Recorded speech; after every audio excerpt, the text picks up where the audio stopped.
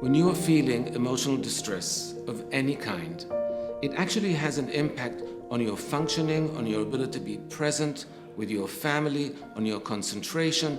So it's very important to attend to emotional wounds and to emotional distress much as you would when you attend to a physical wound.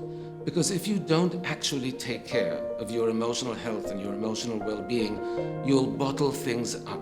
You will feel that stress, or you will express it and take it out on the people around you, which you probably don't want to do or shouldn't do. And therefore you really want to try and find a place where you can treat the emotional distress you're feeling to alleviate it, so that you don't have to feel it, so that you're restoring your emotional health and your functioning and your concentration.